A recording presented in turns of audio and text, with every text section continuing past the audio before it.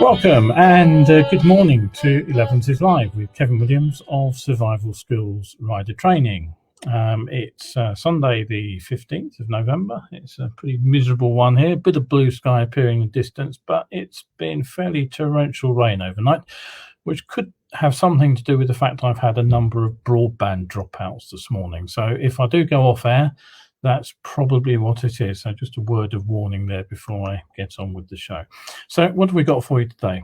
Well, the DVSA have belatedly realised that the lockdown ends at midnight on Wednesday the 2nd, after saying that bike tests would resume on that day. We'll be looking at the question of whether or not three-wheel motorcycles are the answer to the bike test issues. I'll just quickly look at that one. E-scooter trials are opening in Bath and Bristol. Amsterdam is going to trial speed limiting technology for e-bikes and e-scooters. If you're filling a petrol can up in Northumbria, you may be required to produce some ID before they'll let you top up. And today's better biking tip is all about keeping the visor clear in the rain. So sit yourself down and we'll be keeping you entertained, hopefully for the next 20-25 minutes or so.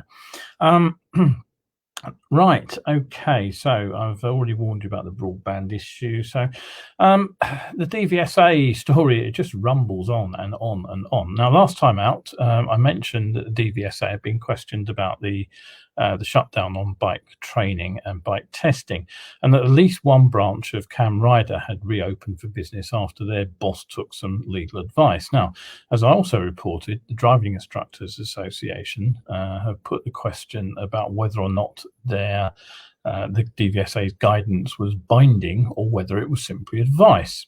And the DVSA's response was this.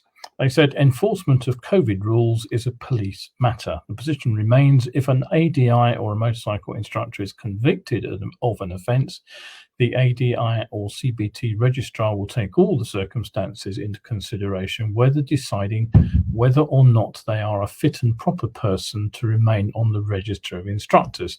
So in other words, they're waving a big stick at the same time as they're absolving themselves of responsibility. The DIA looked at that for a day or two, and they came back with another piece of advice where they said they concluded that they were currently not clear as to what the basis of any police enforcement would be, as it seems challenging due to a lack of specific legal or regulatory restriction on driver or rider training or driving for work in this context. We're seeking further clarification from the relevant regulatory and enforcement authorities. As yet, I haven't had that, so I will update you as and when I get some. But one trainer has gone further, and he contacted his local police, and they advised him it wasn't a police matter. So then he went on to the local COVID authority, local enforcement team from the local authority on the COVID matter, and they gave him what is actually a really considered response. I won't repeat it all because it was quite long, but in essence what they did was they looked at the legislation, and what they said was that the permitted reasons for leaving home include work, if you can't work from home, which is what I said, and travelling to work if it cannot be done from home, which is also what I said some weeks ago. So you are permitted to leave home to go to work. You're also permitted to leave home for the purposes of education and training, which would mean that someone attending a CBT training course could leave home to attend. That's the judgment of the COVID enforcement team.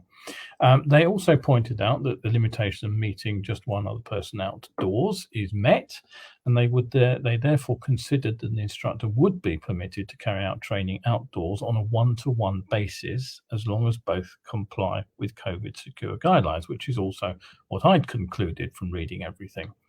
But here's the interesting part of their interpretation. Legislation requires that in all instances that it must be reasonably necessary. So basically what they said was that a trainee who already has a CBT and needs to requalify to maintain what they already have to be able to ride during the rest of the lockdown period, that could be considered reasonably necessary. That was their interpretation. What they said, though, was that if you are gaining a new skill, that may not fall within the reasonably necessary consideration. A possible exception to that, of course, would be if you've got a bike test booked for just after the lockdown resumes. Anyway, just when you thought the DVSA's handling of this couldn't get any worse, it does. It seems they got the date of the lockdown ending wrong. They told us all that tests would resume on the 2nd of December, and they've been frantically contacting bike schools to tell them they can't resume testing and training on December the 2nd as originally advised, because in fact the lockdown doesn't end till midnight on that day, so everybody will have to wait for the following day. I can't tell you how muddling all this is. Anyway, moving on from DVSA, what else have we got? Well, e-scooters are coming to a town near you, almost certainly at some point in the near future. And if you happen to live in Bath and Bristol, it will be sooner rather than later, because they are the latest two cities to start trials of lockdowns. Good morning, Nigel, who's just popped in. Now, the project is being led by the West of England Combined Authority with Bath and North East Somerset, Bristol and South Gloucester councils. So it's the latest of these pilot projects. And the operator involved is Voi. And they're going to be holding some what they call weekly safety pop-up events where ambassadors, no less, will be on hand to answer any questions about how to use the scooters safely. Voi is running programs across 10 UK local authorities, and it claims that the trial will create more than 60 jobs in the region. There will be 100 Voi scooters available in Bristol, 50 to hire in Bath. More will be introduced, presumably if the trial goes well. You can unlock them for £1, and then they cost you a fairly stonking 20p a minute. Good morning, Nick. Yeah, well, I've talked about the cost of those before, but anyway, social distancing in place on public transport. Our e-scooter trial is a chance for us to try a new low-carbon way to get our region moving, particularly up and down the big hills we have in both Bristol and Bath, said the West of England Mayor Tim Bowles. It'll be interesting, actually, to see how they handle those steep hills. If you do know Bath, it has some pretty good whoppers. Tim Bowles added, alongside Metro Bus, our transformational Metro West rail network and plans for regional mass transit, we're making it easy to get to the jobs and training opportunities that will secure our recovery. So the local authority in Voi have basically said they'll continue to work closely with groups representing vulnerable road users, including the people who have shown a lot of concern, who include the Royal National Institute for the Blind, Age UK and Disabilities Move UK, to ensure that their needs are carefully considered. There, if you recall, I've mentioned this before, people are tripping over scooters that are just abandoned on the pavement. We've had a bike abandoned outside the house, actually, a hire bike.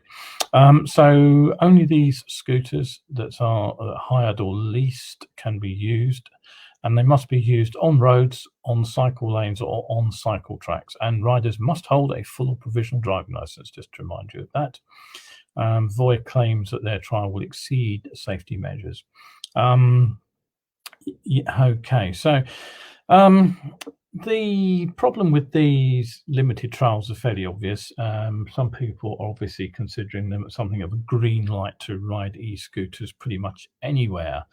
And certainly here in London, which is outside the trial area, you will see people on a regular basis either riding down the road or zipping along the pavement on these e-scooters. Now, as they've been purchased privately, there's a goodly chance that they don't comply with the existing legislation for the trials in any case. But the same problem, the same non-compliant issues also appearing with e-bikes. I've mentioned this before as well. It's quite easy to find an e-bike which is exceeds the speed limit quite easily, and there are also e-bikes that you can ride simply with a twist grip, rather like a motorcycle, rather than being pedal assisted, which is how they should work. In other words, the only way the electric motor will kick in is if you're actually pedaling at the same time. Not surprisingly, the more of these e-bikes and e-scooters that appear on the roads, the more the accident rate will go up. And the Netherlands is already discovering this, where more people have switched to e-bikes rather more quickly than in other countries. 65 riders died on e-bikes last year alone, which is a fairly worrying number. So what they're doing in Amsterdam is they're trialing a piece of technology which will actually slow e-bikes down in urban areas. The digital infrastructure, it will send signals out to the bikes, and that will cut their speed when they enter busy neighbourhoods. It's the same sort of thing that's been proposed for cars and motorcycles, you may recall. So what's the problem with this? Isn't it a good idea? Well, if you've got a long enough memory, you may recall the 16er special mopeds. These were things from manufacturers like Fantic and Gorelli, and of course the famous Yamaha FS1E, which many riders in my kind of generation actually cut their teeth on. I didn't start riding on one, but I certainly borrowed one for a while. And these things actually went at a reasonable clip. The FS1E was capable of sort of about 45 miles an hour flat out, so it got around at a reasonable speed. Unfortunately, the speed was too quick for the government, so what they did was they brought in the so-called sloped. Oh yes, the SS50. Well done, Richard. I've forgotten that one. They brought in the sloped legislation, which actually reduced the speed of these things to 30 miles per hour. But you should see the problem. The rules that followed had to accommodate both the existing bikes and the new technology bikes. So you ended up with a mishmash of the older, faster machines and the newer, slower ones. And this is a problem with any infrastructure which is developed piecemeal. There'll be a mishmash of compliant and non-compliant bikes, and there'll be a mishmash of bikes which predate the infrastructure and those which post-date it, so work with it. So it's going to be a real problem, I think, actually getting all this sorted out. In a way, the horse has already bolted on this one, and we're now trying to lock the stable door firmly behind it. But right, okay. So what else have I got to talk about? Well, we'll be. I just want to, what do I want to do? Oh yes, I just want to give you a, I was going to do one of my adverts, wasn't I? That's what I was going to do next. That one there. Don't forget, while we are still all up in the air, why am I not getting that to work? I have I crashed.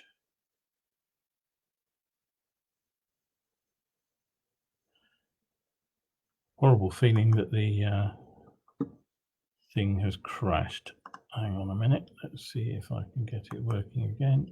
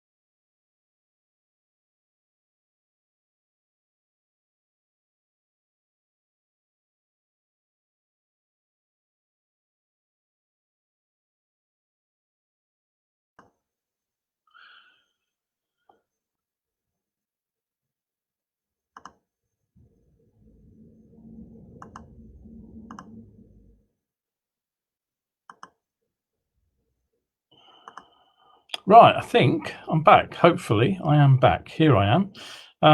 Right, well, so yes, where was I? I was just trying to put my advert up, wasn't I, when it all went horribly wrong. So there we are. Don't forget, whilst it's all still a bit up in the air about whether my courses can go ahead, I will be taking bookings for December. And of course, you can also look at my online coaching courses. There's a slide from one of the presentations which I'm working with there. And of course, you've got all the ability to pick up what I'm doing online in the comfort of your own home in dry and warm weather. Right, okay, let's crack on with what I was talking about. Motorcycle thieves. They make life a misery for the community, according to Northumbria Police. So what they have done is they've teamed up with petrol stations in a way that they think will target motorcycle thieves and antisocial rider. What they think is that these riders are likely to be riding stolen bikes or possibly on bikes that aren't road legal, and so they're not likely to risk a trip to a garage forecourt where they'll be on CCTV with number plate recognition technology. So officers also found that underage teenagers have been buying fuel for their bikes and asking adults basically to actually go in and pay for it. So what they're asking is that if somebody turns up with a petrol can, jerry can, that the petrol stations should actually request proof of ID and ask what the fuel's for. And that information will then be recorded, and the police will say they'll use it to make sure they're targeting the right areas. Sergeant Paul Cook of the Gateshead East Neighbourhood Policing Team says the list will provide us with an opportunity to identify unusual patterns of behaviour and ensure the fuel has been purchased for a legitimate reason. He says they're already seeing results from their operation, and they've reduced disorder in Gateshead. And the work will continue, and they hope the efforts will reassure residents that they are committed to targeting individuals who make life a misery. Okay, so basically the idea is to deter people from buying the fuel, and that they hope will cut down the number of bikes that are being used illegally, either off-road or in sort of nuisance ways around housing estates and that kind of thing. Right, okay, so on to the final part of the show where I hand out one of my better biking tips. It's been raining fairly regularly for the last, when did it start? August, really, wasn't it? August it all went downhill, so we've had 3.5 months now when it's not been very dry after our wonderful start to the year. So riding in the rain on a motorcycle is pretty much a given here in the UK. Some of our viewers in warmer spots might not have so much of a problem, but the biggest issue really is the lack of a windscreen, isn't it? And you end up with the build-up of droplets on the outside of the visor. Now, it's not too bad during the daytime, but it can make nighttime riding pretty tricky, particularly when you're riding into headlights and you've got that wonderful sort of starburst effect on the droplets of water. So anything that helps us clear the water from the visor is a great idea. And over the years, there have been some fairly wild and wacky solutions to this. Let me just bring up that next photo. There it is. Let me get that up on screen. Have you ever seen one of those? Now, that was a spinning visor. They were promoted originally back in the 1950s by world champion Jim Redman. And that photo there is of Graham Hill wearing one. And the idea is that basically there are little veins on the outside of the piece of plastic, and the thing spins round, and centrifugal force throws the water clear of the visor. And don't write to tell me that there's no such thing as centrifugal force. I know that, but it's a handy concept to work with. I've never seen one of those in the flesh, but of course that wasn't exactly a new idea, because ships have been using spinning glass clear sight screens since the 1930s. You find them on warships, you'll find them on fishing trawlers. And again, the idea is that the glass spins and throws the water off to the outside. And you'll also find them on locomotives as well. But they don't work well. Whether they work or not is a matter of course, but obviously they do have practical problems fitting something like that to a modern helmet. So what have people started to use? Well, as I mentioned a couple of weeks ago, one of the things that people have started using are these sort of gadgets that you fit on the finger of the glove and basically wipe across the visor. They're simple rubber things, they're inexpensive, and they fall off with regularity. I used to get through those quite a lot often, probably one every couple of weeks at one point, till I realized that the answer was to in fact put a bit of elastic around it and clip it over your wrist. And oddly enough, that's exactly what the manufacturer did. There are more sophisticated versions, or overcomplicated and overpriced if you prefer. There are some of these things actually got little water reservoirs in, so you can basically washer fluid your visor at the same time as you wipe it. Some gloves have a little rubber strip along the forefinger, and again the idea is that it works as a sort of squeegee, or there's a suede layer which allows again to wipe off the visor while you're riding. But what I found 40 years ago, and this is nothing new has changed this, is that what you do as soon as you start wiping the visor with anything like that, you actually end up scratching the visor, because the rain that we're riding in isn't clean.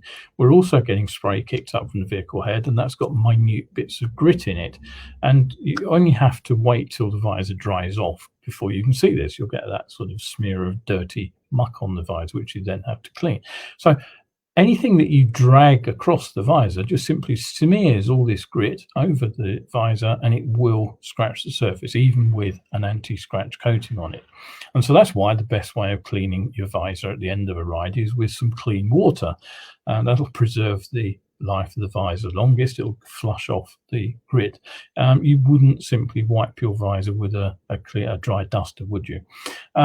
So the grit is there in the spray, and it doesn't make a lot of sense, in my opinion, to wipe it off, unless you are happy, of course, to replace your visor on a regular basis. Most people don't, of course, so they end up riding with scratched visors. There's a second problem. The spray also contains oily residues, and as soon as you get oil on the visor, you know what happens when water and oil mix, they spread. And so what you end up with is a smeary layer of water across the visor rather than droplets, and that actually makes it rather more difficult to see. So the best solution that I found is not to wipe the visor once it's been cleaned. If you do need to clean crap off of it while you're riding, stop, get your cleaning kit out and do it properly. I have a little Ziploc bag, and it's got a tiny bit of microfiber cloth in it, and I've squirted some Mr Sheen furniture polish on that, and I can clean the visor with that and polish it dry with another piece of dry microfiber. Then I'll carry on with a freshly cleaned visor. Now, why use Mr Sheen? The answer is because it's a wax polish. Now, I remember anything from my long ago chemistry courses, waxes are what are called hydrophobic.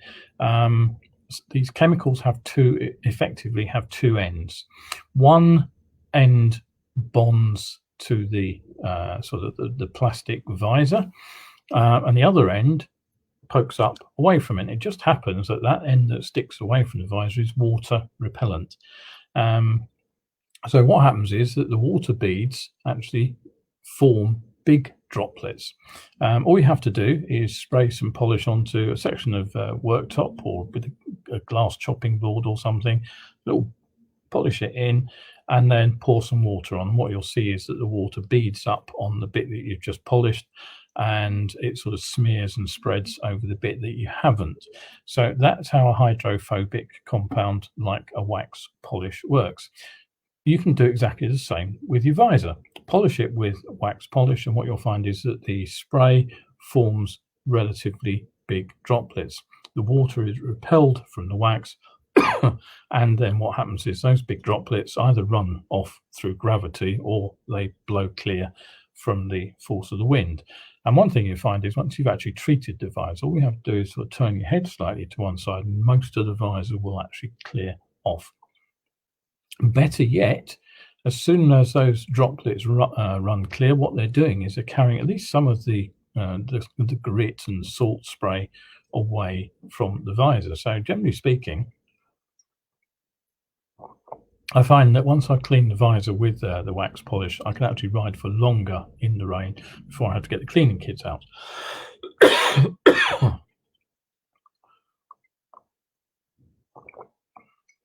Now, why don't I use a motorcycle specific product? The answer is simply cost and effectiveness.